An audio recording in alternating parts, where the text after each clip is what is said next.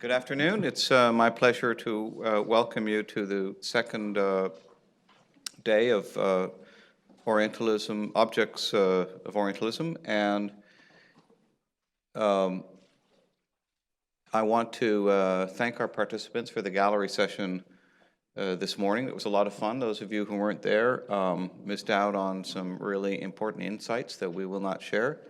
And just to rehearse the rest of the day, we're going to have a paper this morning and a discussion. We'll take a brief break for lunch. It's a beautiful day. And then this afternoon, we'll have a couple of papers.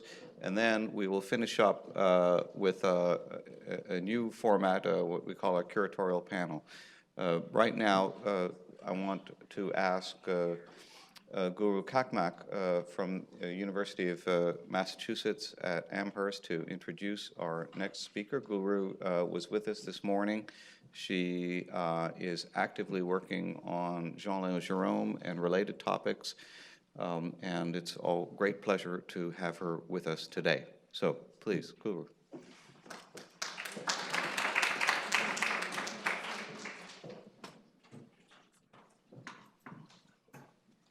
Good morning.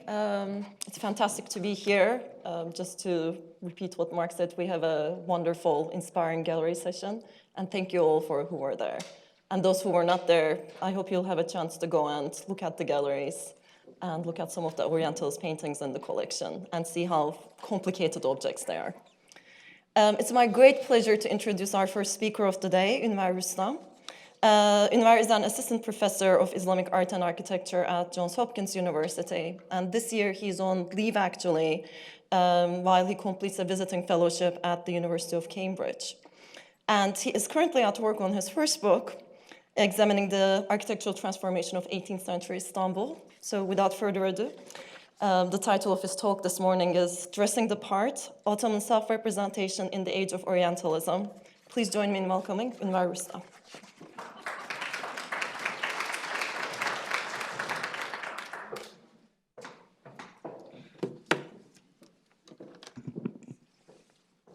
Thank you, Guru, for that introduction. Thank you to Mark and Mary for organizing this very enjoyable and informative event. I've benefited a lot from it already. And thank you all for being here. The talk I'm going to, or the paper I'm going to present to you today belongs to an emergent project. I'm not quite sure in what form it's going to emerge, so maybe you can help me with that in the Q&A afterwards. I look forward to hearing your thoughts. You have to excuse me, I have a sore throat. In the opening pages of his 1922 novel Kiralık Konak, or Mansion for Rent, the Turkish author Yakup Kadri Kara Osmanoğlu casts a nostalgic glance at the Tanzimat-i Hayriye, the so-called beneficial reforms that had transformed Ottoman society between 1839 and 1876. He writes, "The greatest mark of the beneficial reforms was the Stamboline-wearing Istanbul gentleman. This attire introduced a new type of person to the world, and donning it, the Turks seemed for the first time like a quite distinctive new nation balanced between savage Asia and boorish Europe. Which seed or climate could have produced such a flower from this soil when it was being trampled by the iron boots of heavy-turbaned, piebald, bulky janissaries? For these Turks who wore white trousers, white waistcoats, and polished galoshes, and whose figures were formed of a delicate line, were in no way like the gnarled men of a little earlier." Published in the final years of Ottoman rule, Kadri's words vividly attest to the importance attached to costume as an index of Ottoman culture and society. The Ottomans had long utilized clothing as a means of making manifest the empire's hierarchical, professional, and religious stratification, a phenomenon much noted by Western observers. Whether within or without the empire, few could thus have failed to be struck by the sweeping changes made to Ottoman dress, beginning with the reign of Sultan Mahmud II, who in 1829 commanded his male subjects, or at least those of the middle and upper classes, to replace their traditional headgear and robes with fezzes, frock coats, and trousers, an unmistakably Europeanizing get-up. The Tanzimat reforms that were instituted 10 years later by Mahmud's son and heir, Abdülmecid I, enshrined these sartorial shifts and rendered them one of the clearest visual signs of the empire's self-conscious drive towards modernization. Small wonder, then, that Kadri's late Ottoman novel was able to portray the Stamboline, the characteristic new frock coat of the Tanzimat, as nothing less than the symbol of the birth of a new nation, one in which clothing as much as manners made the man. Though largely evolving out of native impulses and needs, the Tanzimat reforms were also intended to impress the wider world at a time when such positive self-advertisement was of vital importance to the Ottomans. The 19th century constituted a watershed moment in the history of the West's perception of Turkey. Once feared and disparaged, the Ottoman Empire was now increasingly viewed in positive terms as a necessary counterweight to the expansionist Tsars of Russia, whose burgeoning strength threatened to upset the existing balance of power in both Europe and Asia. This new context encouraged a different, more favorable international image of the Turk, easing the way for various Western powers to throw their political and military support behind the empire. That the Ottomans themselves were so visibly changing aided this realignment to no small degree. In seeking to promote this revised image on the world stage, the Ottomans were eager to capitalize on foreign interest in their national dress. Western fascination for Eastern garb had long been fed by costume albums painted by Ottoman artists and sold in large numbers to travelers and diplomats. These albums gave way in the 19th century to new representational media that continued to treat clothing as a window onto the empire's character. Yet, whereas the painted albums had always been updated to reflect changing fashions, the art forms that replaced them in the second half of the 19th century barely visualized the dress reforms, instead fixating on more traditional varieties of costume. Why should the Ottomans have forfeited the chance to show off the sartorial overhaul that had impacted so many in their society? How, if at all, could the alternative of picturesque nostalgia contribute to the project of rebranding the Ottoman state? My talk today would address these questions with reference mainly to two remarkable museums founded by Ottoman organizers in the 1850s and filled with mannequins dressed in historical costume. Aimed largely, not to say exclusively, at foreign audiences, these exhibitions set the colorful tone that would typify so much Ottoman self-representation of the 19th century, and it hardly needs pointing out that such an approach drew heavily on Western Orientalist visions. The Ottomans' participation in this culture of artistic exoticism was not, however, the self-defeating exercise it may seem, but rather yielded intelligent and knowing departures from the Orientalist mainstream, departures that, at their most effective, successfully repurposed the language of Orientalism to signal the Ottomans' transition to modernity. This peculiarly 19th century mode of Ottoman self-representation began in the heart of the empire itself. In 1852, the Ottoman government opened an extraordinary new museum called simply Elbise-i Atika, ancient costumes, and consisting of some 140 naturalistic painted wooden mannequins wearing the obsolete attire of the pre-Tanzimat period. This was only the second museum to be established in the Ottoman Empire, and it occupied the highly central location of the Palace of Ibrahim Pasha, a 16th century edifice bordering the ancient Hippodrome and today housing the Museum of Turkish and Islamic Arts, which those of you who visited Istanbul may know. So here, actually, it might be easy if I use, because there are two displays, I'll use the pointer. This is the Hippodrome, and the Palace of Ibrahim Pasha is sort of off-screen here on this side. And you can see they actually put a sign that the museum sort of changed names with time, so it was later known as a Museum of Janissaries. But the sign is here on this obelisk pointing the way to the location of the museum, and this is the museum now as the Museum of Turkish and Islamic Arts. We don't have any images of the installation as it originally stood in this space. So this is the courtyard of the museum now, and it seems from descriptions that the mannequins were arranged on both levels all around the courtyard. And these are images of later installations. The mannequins were moved a few times to various locations, and this is how they looked in the late 19th and early 20th centuries. Both the earliness and the privileged site of the museum attest to its importance to the Tanzimat project. While covering the spectrum of Ottoman society, from the Sultan to non-Muslim artisans, the majority of the exhibition was devoted to the Janissaries, the Ottoman army's ancient infantry corps, CORPS, whose rebellious objections to military reform had prompted Mahmud II to massacre them in 1826 and replace them with a new army dressed and trained on Western models.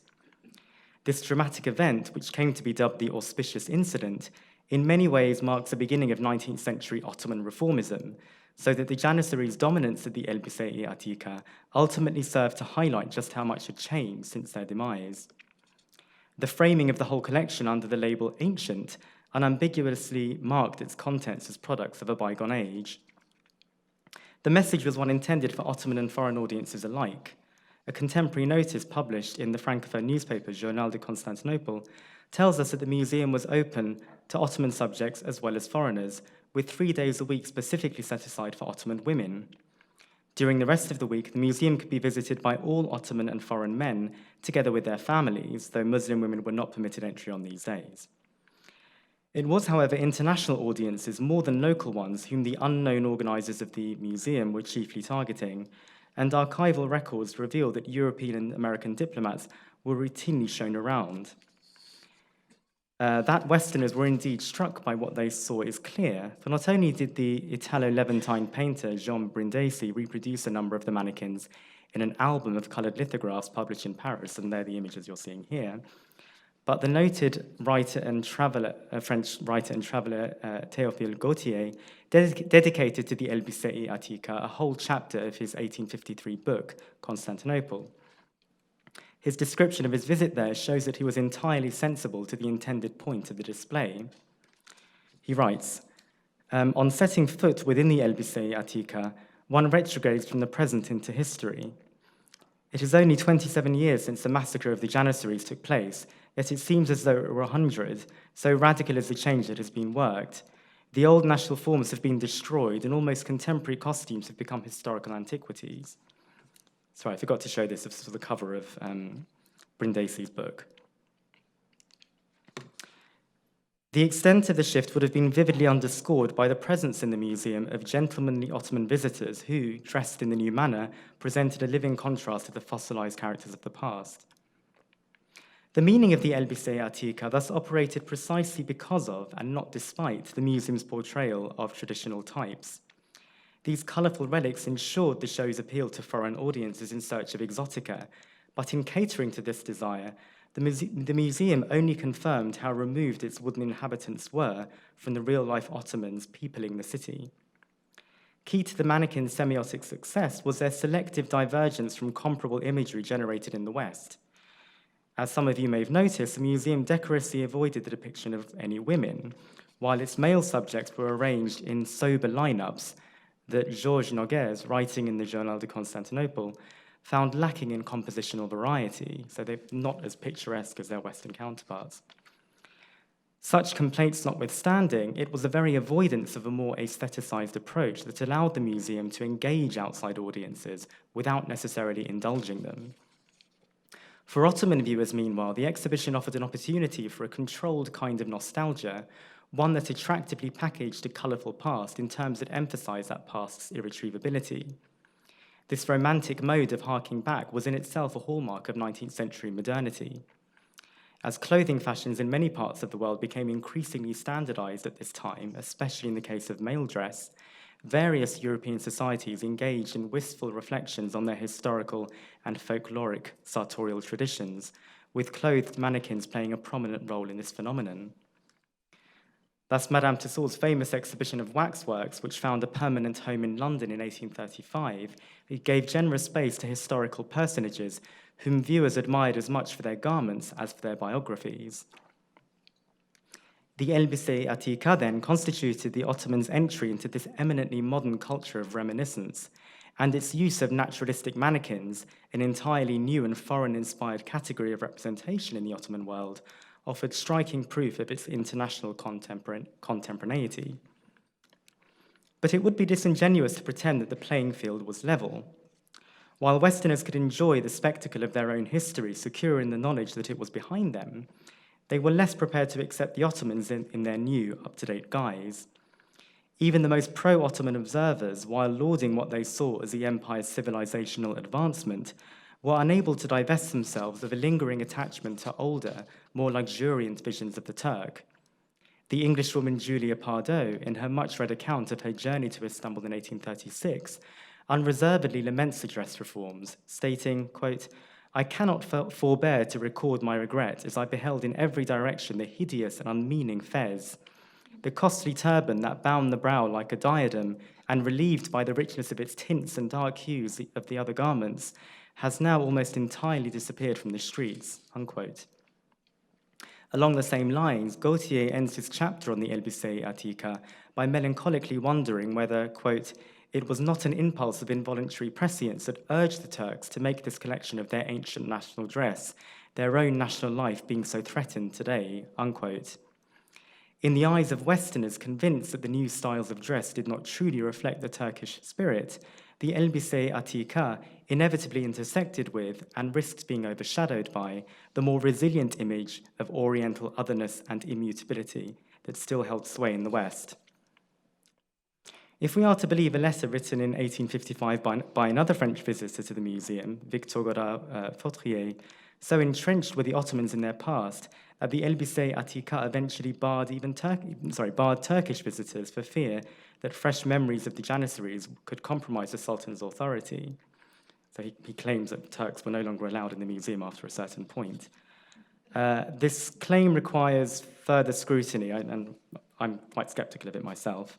But whether or not it proves true, it reveals the kinds of unwelcome associations that could hamper Ottoman attempts at visualizing the empire's progress to outside audiences.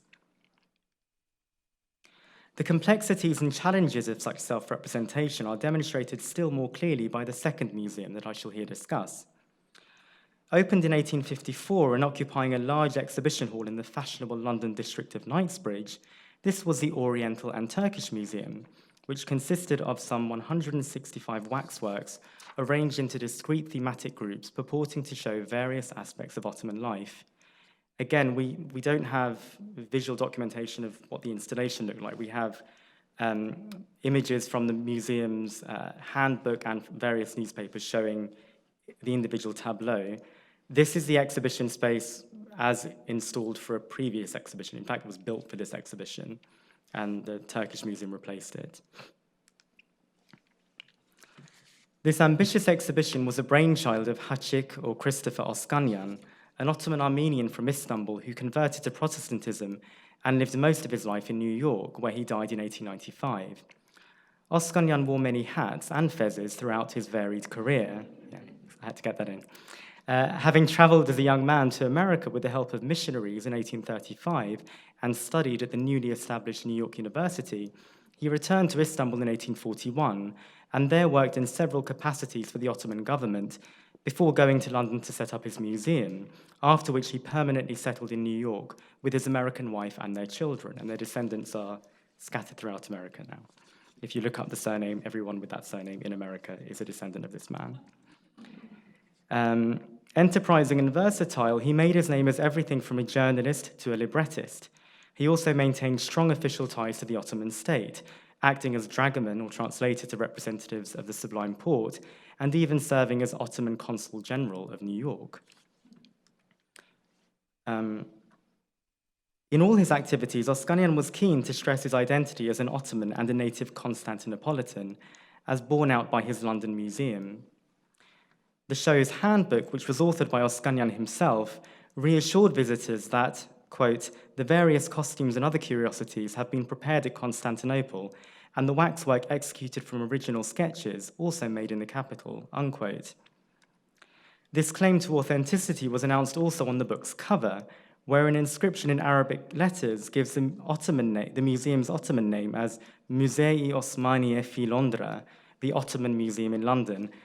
For those who can read this, there's a lot we can say about it, including the glaring spelling mistake, but maybe that's for the Q&A. But anyway, so it's a sort of pseudo-Ottoman coinage rather than a direct translation of the English. Few would have been able to read this text, but its presence alone was enough to promise the visitor an insider's perspective.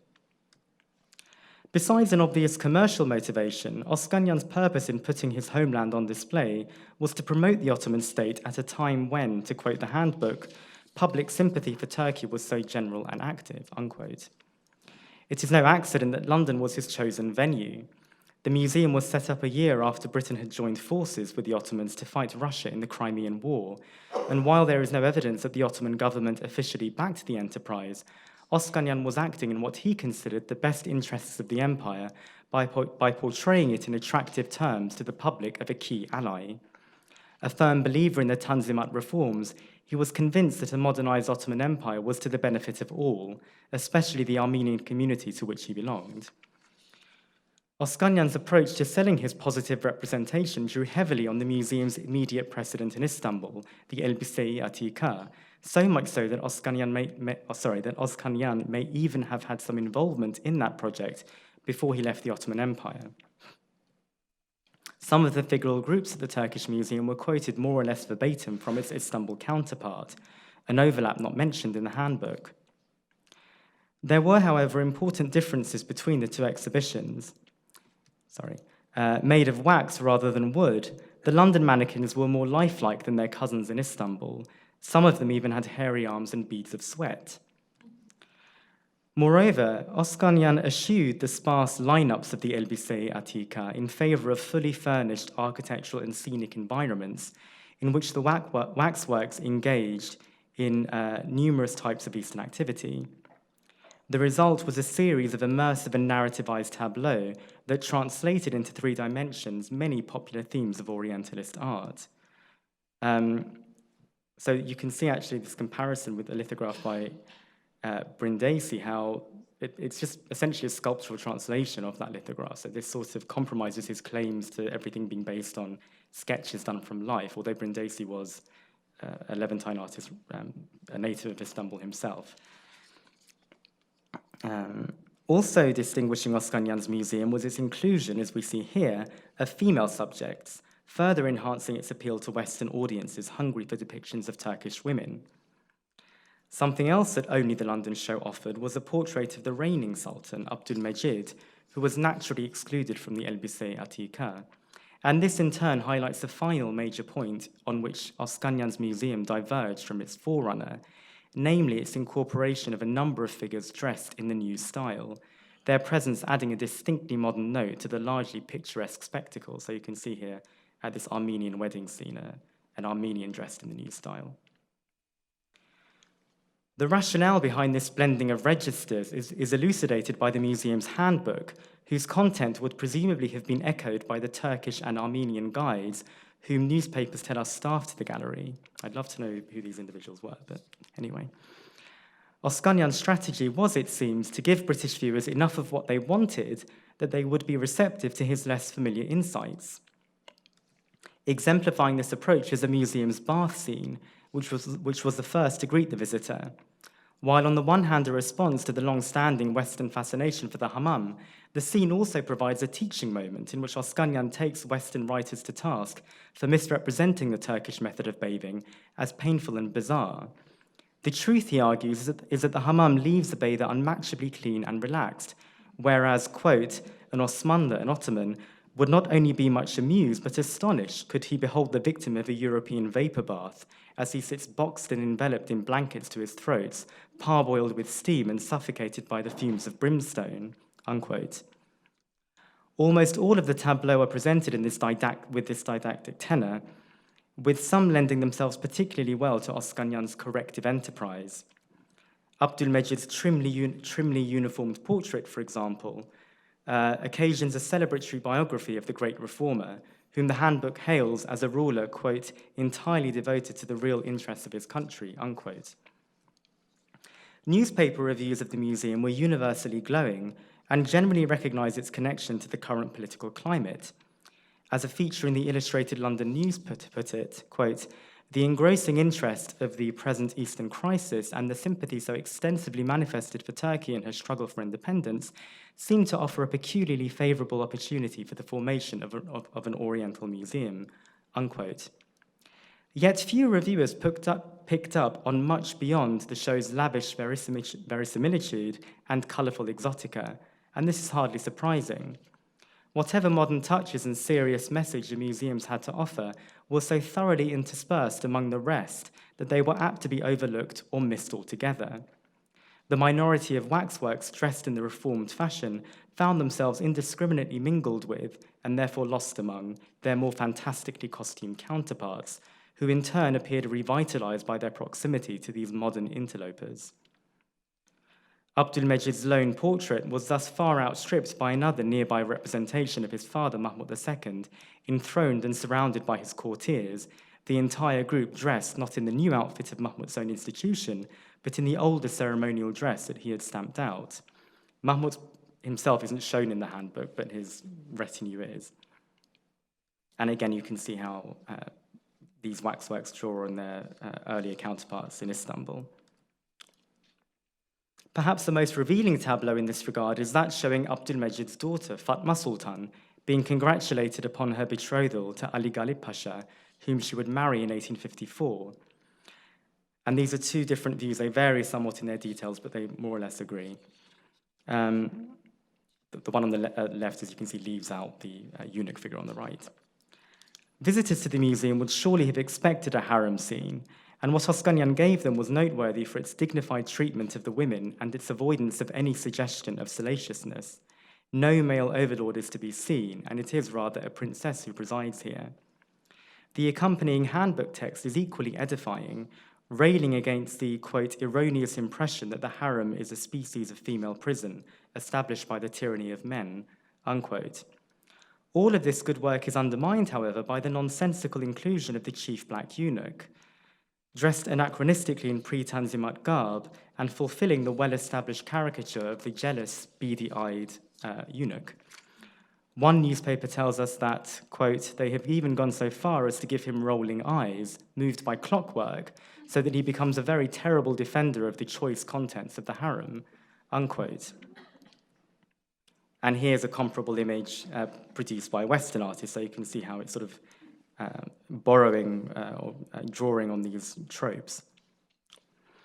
It would seem that Oskanyan, in trying to give the punters what he felt they wanted, overshot himself, sacrificing his earnest objective to so much Arabian Nights fluff.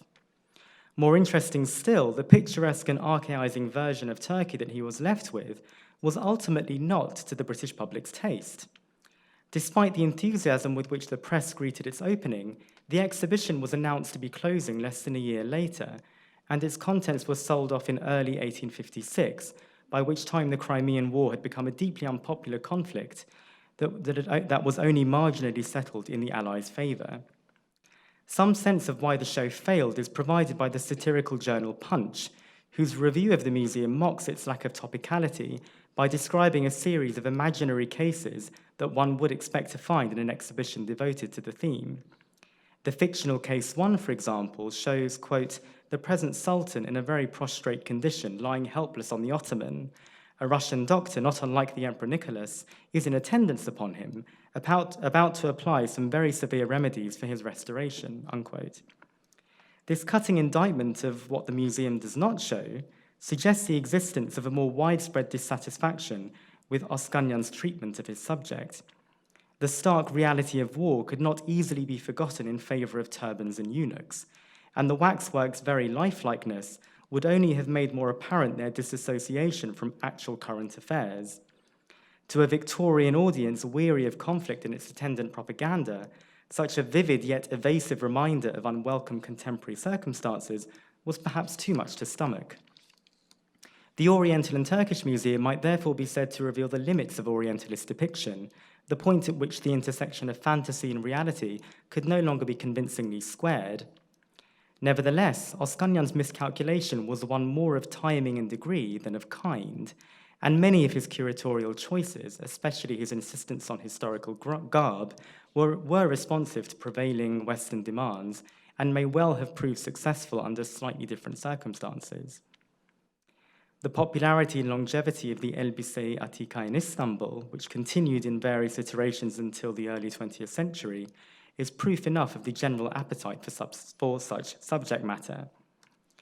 Indeed, Oskanyan did very well with his own brand of Orientalism once he moved to America, where, sporting his signature fez, he gave public lectures on Turkish life, ran a coffee house on Broadway, and produced a mail-order album of photographs showing various Eastern types, played largely by himself and members of his family.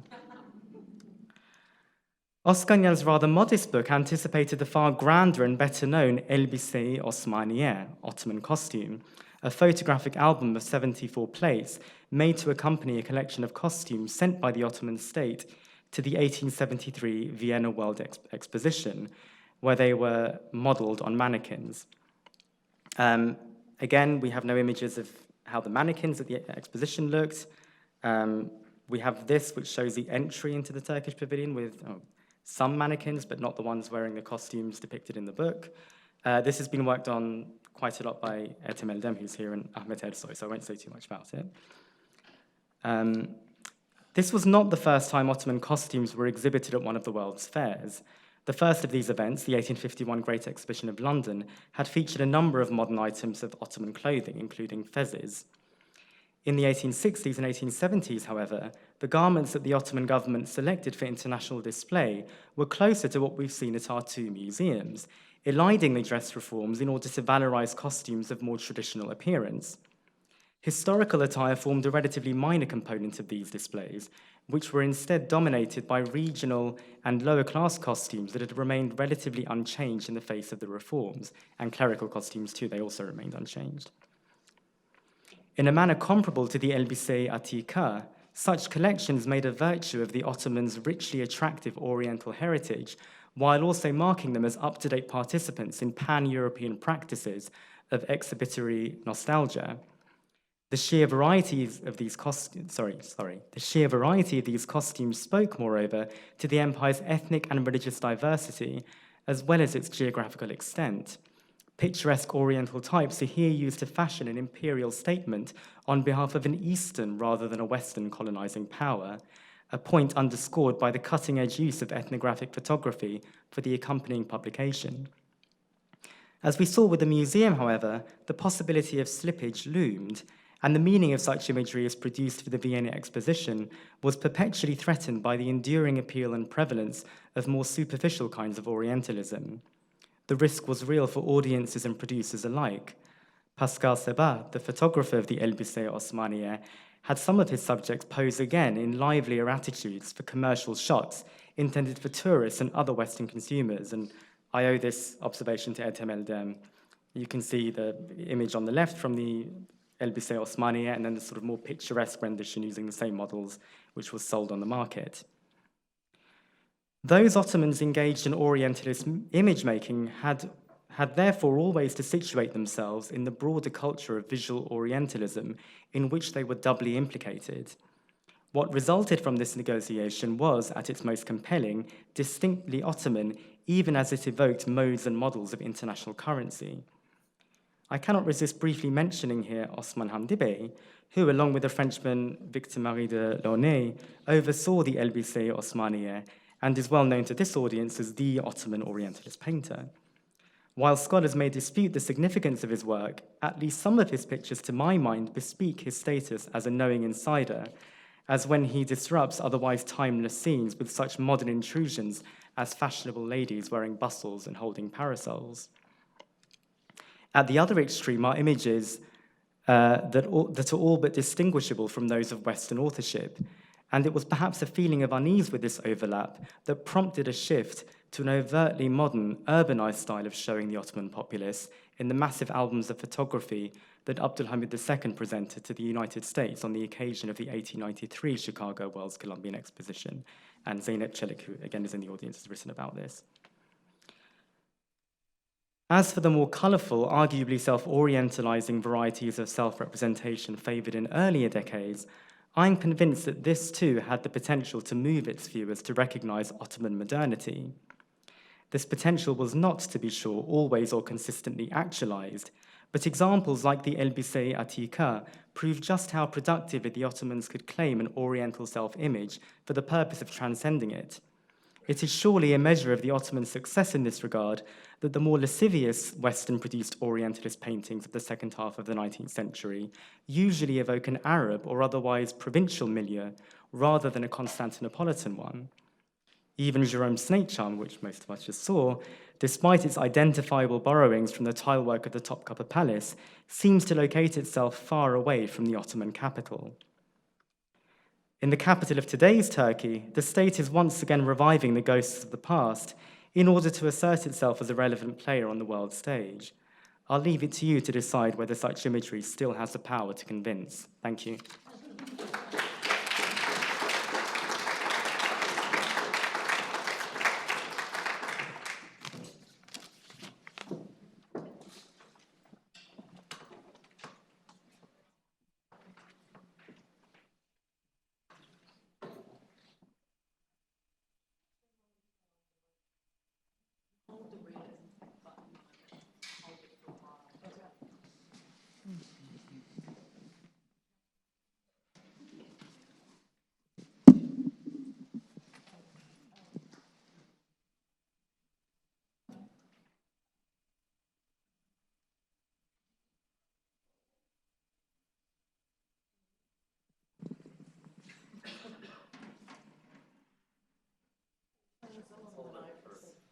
I think it works. Okay. You just had to walk up here. Testing. Yeah. Let's jump directly right into questions. Mary. Elliot. Shall I give this microphone to the... Oh, you have to, okay, so Mary has a question. Not letting her speak again.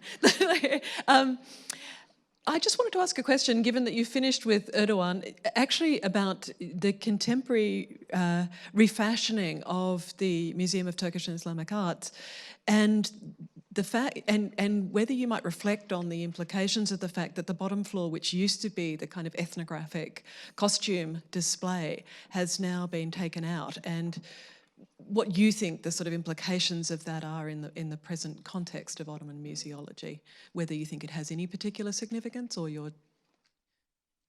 That's a good question. I haven't thought about that, to be honest, and I'm not sure if I can think about it quickly enough to provide a good answer.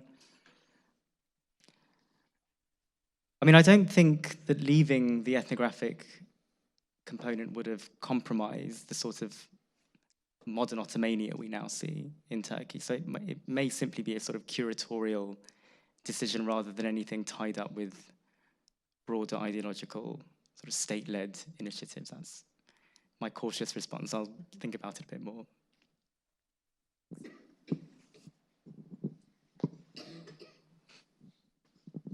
Thank you for that talk. I was wondering if you could help us think about this work a little bit within the broader context of wax displays in, for example, in London in the 1850s and 60s. So for me, the most obvious reference is Latham and Forbes's waxworks at Sydenham, where once they relocate the Crystal Palace there in 1854-56.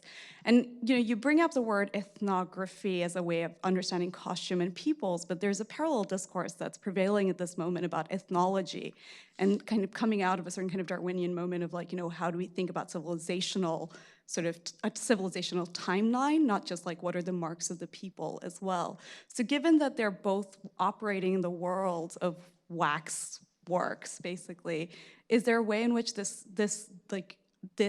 repertoire of objects is also self-consciously kind of working against this other strand of ethnology, not ethnography?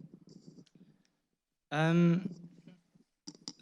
mean, I would say the Ottomans themselves are, especially by the time we get to the Vienna exposition and the creation of the photo album for that, are actually themselves engaging in a kind of imperialist ethnography, if you like, and sort of a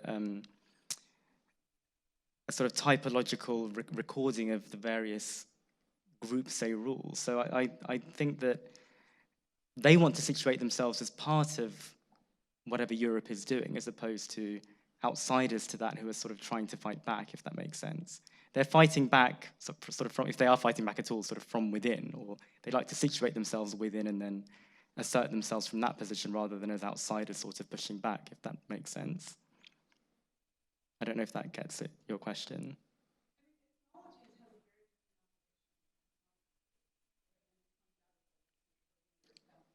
I can't hear you, sorry. I mean, ethnology has much more kind of like the operation of like creating, not just is somebody civilized or not, but also thinking about what is suitable to the temporality of modernity itself. And so, so much of like the ethnological displays were more about this is not just people who are still there and, betray a certain kind of anthropological past, but bringing in this idea of the origins of what were humans.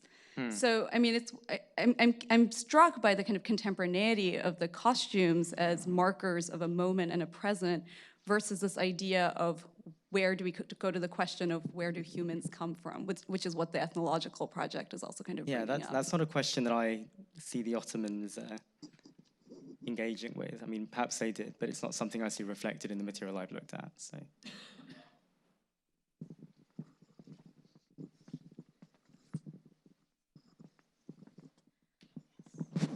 So I had a question. I know that your other work is about architecture in the late Ottoman Empire, so I was wondering if you, there are clearly some, from an objective standpoint, some similarities between what's happening in architecture and what's happening in fashion at this time, in this reification of a classical past versus incorporation of modernization or westernization, or however we want to discuss that. So do you see, but I guess my question is, do you see any differences between what's happening in architecture and in fashion?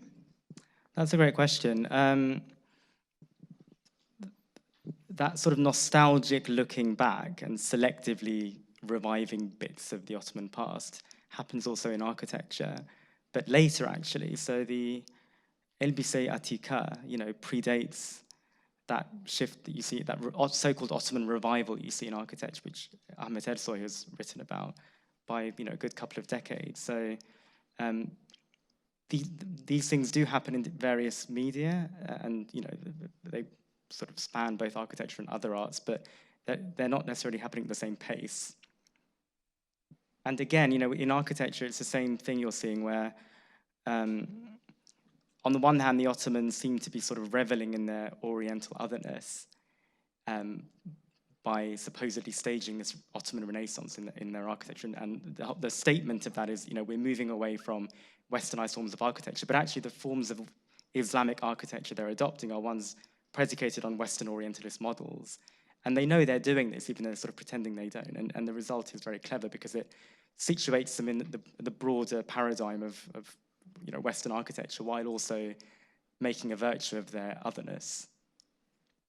Tim and then Ethan. It's just a quick question. It was really fascinating to see those displays, but I was wondering whether, in fact, you had any evidence of a dioramic background to any of these figures, or whether the mannequins stand in a kind of, a space which doesn't have any indication of context, because that's a big debate in the illustration of ethnographic text, or rather ethnological text, thank you, so quite right, at this moment. So something like James Cowles Pritchard's Natural History of Man gives you a suggestion of the kind of terrain that these sorts of figures would have emerged from.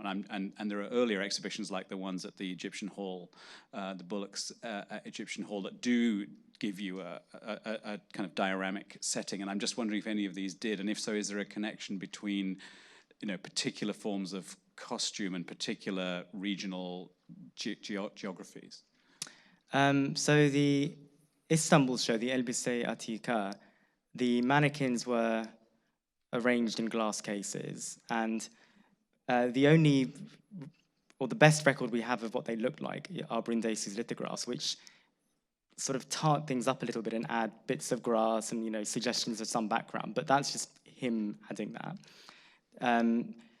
The Turkish Museum in London, I found no mention of painted backdrops or anything like that, but the Times review, for example, says that the Bath is a real substantial building. So the suggestion is that these are almost like stage sets. I imagine that some of them did these sort of painted backdrops to kind of speed things up and cheat a little bit, but it seems that this was more of a three-dimensional environment than a flat painting one, which is very interesting. Thank you, Inver. I think one photograph that could have very well fit in your diorama would have been that of Mustafa Kemal in 1913 in Janissary costume in Sofia, which makes me think that there are two different narratives there. There's a bifurcation. One is the ethnographic one, which kind of ends with Les Costumes Populaires, and there's the military one, which is not really ethnographic. It's about the Janissary, it's about the army, it's about the nation represented by its military might. And this is something that continues well into the Republic. I mean, Erdogan is not inventing anything. He's just bringing the kitsch of the military museum to the presidential palace. So there is a lot of continuity there. The other, the ethnographic dimension is kind of aborted after 1873. And that's why the Elbise Atika or the Musée des Costumes, whatever, becomes the Musée des Janissaires and becomes a museum that is, after the revolution of 1908, visited by the natives, finally. not before, really. So that's, I think, interesting in terms of trying to draw a line between the two, because these are, and I have a question. How do we deal with the fact that before 1873, all these, be it the one in London, or be it the Elbise Attica, how do we deal with the Ottoman silence about this? There's nothing in the Ottoman press, there's nothing in the Ottoman archives, at least we haven't come, the Takvim Vekai talks about the creation of all sorts of things, but doesn't mention this. So is this really some kind of an entrepreneurial project that isn't really part of the Ottoman state's vision of what should be done, and therefore does not emerge? It's really, I mean, the whole dialogue, the whole project ends up being a Western project for Western audiences and self-contained. It's,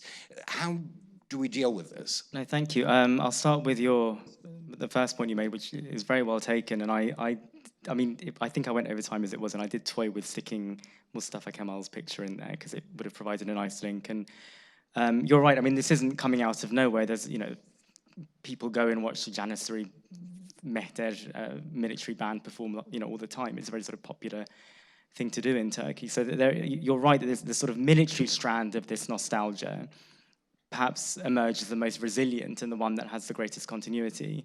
I am struck, however, by, as you say, bringing it into the presidential palace, I think is a sort of step further than that. But as for your question, what I found in the archives is that the government took foreign diplomats specifically on tours of the Elbise Attica. So I think that was, I mean, I haven't yet found information on who established this museum, but I do think that it was a government project.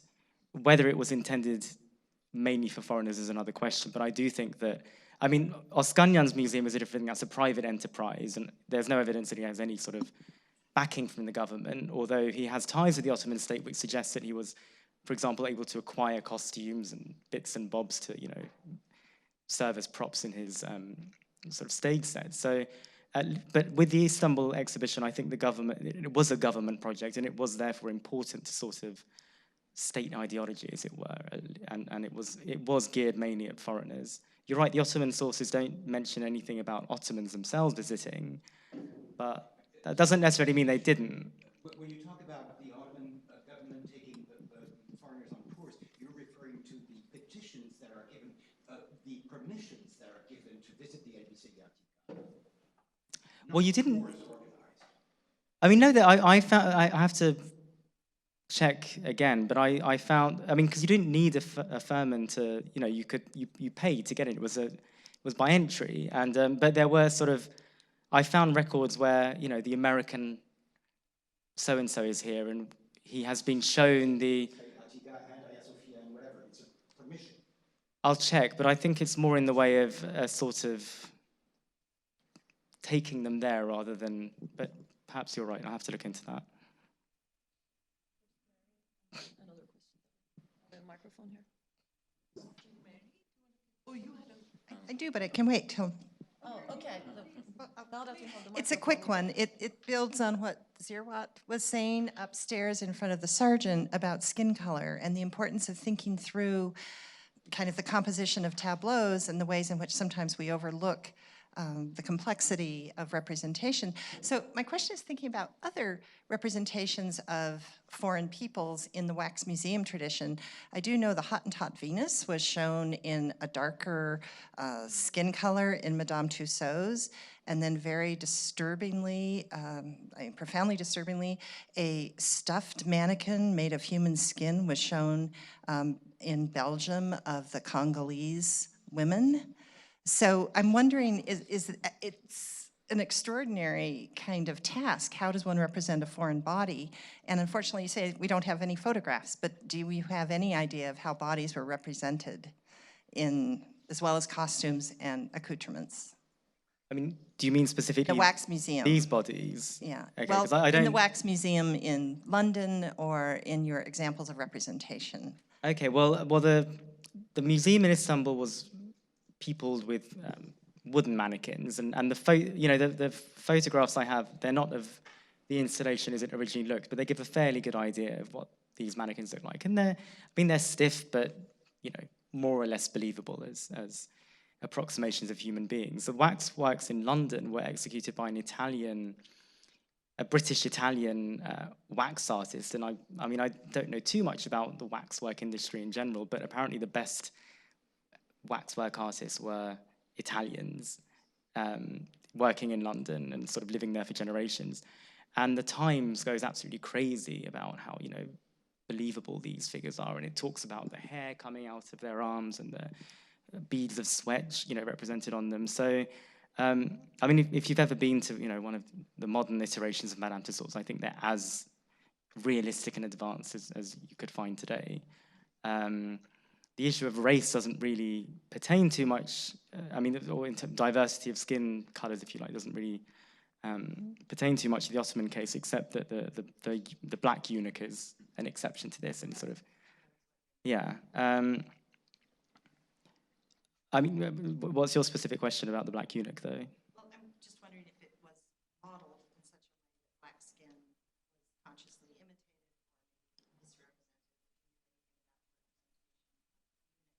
Well, I mean, the representations we have of the wax, the wax portrait of the eunuch is of a very dark-skinned man, and there's not much more we can say about him. Of course, he was given the rolling eyes, so he was treated in a more caricatural fashion than, his white counterparts.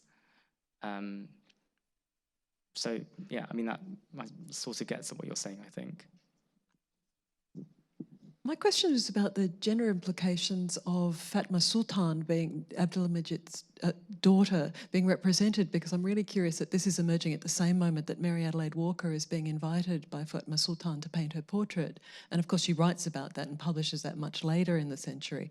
But Fatma Sultan is also having her photographs taken, isn't she, as a young person? So I'm just wondering about how you think the sort of gender questions when it's a question of the Sultan's family and the Sultan's women. Well, this partly relates to Oskanyan's very colourful biography, and I had time to refer to it in a sentence, but he makes a lot of claims about what he did in Istanbul when he lived there for the government and how high up his connections went. And he claimed to sort of be the private secretary of Fethi Pasha, and he even mentions that he almost saw Fatma Sultan at one time. And so it's sort of part of the myth of Oskanyan as this person who has a unique insider sort of viewpoint.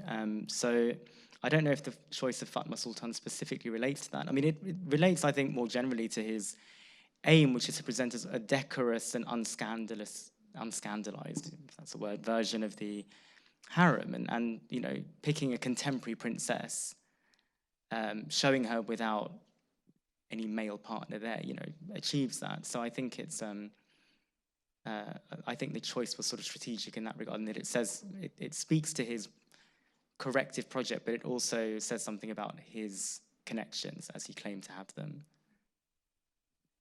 So we will have one last question and then we will wrap up this session.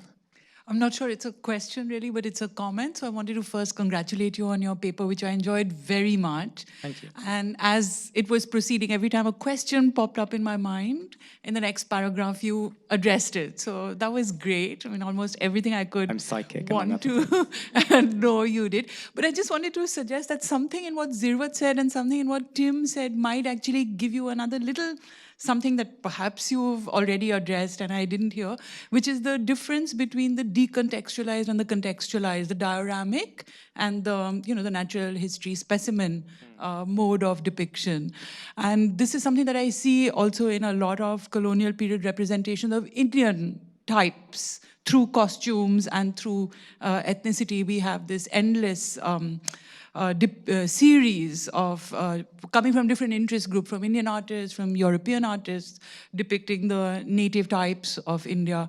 And you do have this oscillation between showing them as though they were butterflies pinned on a board, so no context, just the male, female of the species against a bare background, versus some of these more romantic depictions which have them in a dioramic mode. And I would guess that one mode speaks of a kind of a disavowal or distance, where you're looking looking at these as specimens. And in the Ottoman case, it becomes a disavowal of your own, recent past, which you have modernized and rationalized. And in the other case where you build the diorama in London and insert these figures in it, you're producing desire because you're making a desire for travel, to go to these places and see the exotica. So maybe this is just something to play with. And it seems to me that it's kind of interesting, the visual forms that are taken up by the museum in Istanbul are very close to the visual forms I'm used to seeing being produced by British artists observing India. So it's like the Ottoman Empire is remaking itself as a modern empire in the image of colonial European empires, right? They're taking some of their visual strategies. So they're showing themselves that with a medieval empire, which is becoming a modern one through the deployment of the strategies of the neighboring empires. No, thanks. There's some great points there. And I think you're right that the difference in representational approach between the London and Istanbul museums has also a lot to do with where those museums are. And in the London context, to create these sort of very evocative scenes makes a great deal of sense, both for the reason you said, but also because London has a very developed culture of these kinds of shows. In Istanbul, this is a first and already a very sort of original thing. So that I think also explains the difference. In terms of the kind of, I hadn't really, that's something I have to look into, whether the Ottomans sort of are aware of how the British, for example, are representing their subjects. But I mean, you don't really have to look that far, because the costume albums that I showed at the very start of my talk, I mean, they already established, long before any of this, an Ottoman custom of showing various types in kind of quite unimaginative, repetitive lineups.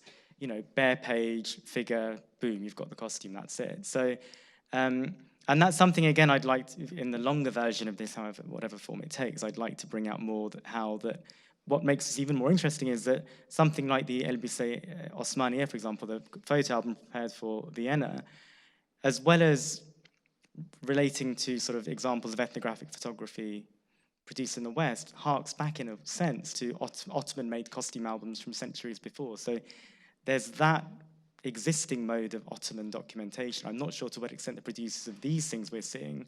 When were these costumes? Well, they were made from the earliest examples are from the late 16th century, and they really peak in the 17th century, and they continue production well into the 19th century. So the organizers of the Elbise Atika, the first exhibition, they must certainly have had some awareness of this tradition, because it was still ongoing at that time. So, one can actually demonstrate sort of the moment when that production stops and it's taken over by these other modes. And that's something I need to tease out more, because I think that adds another dimension that makes it all the more interesting. On that note, I think we will conclude this session. Thank you again, and Rustam.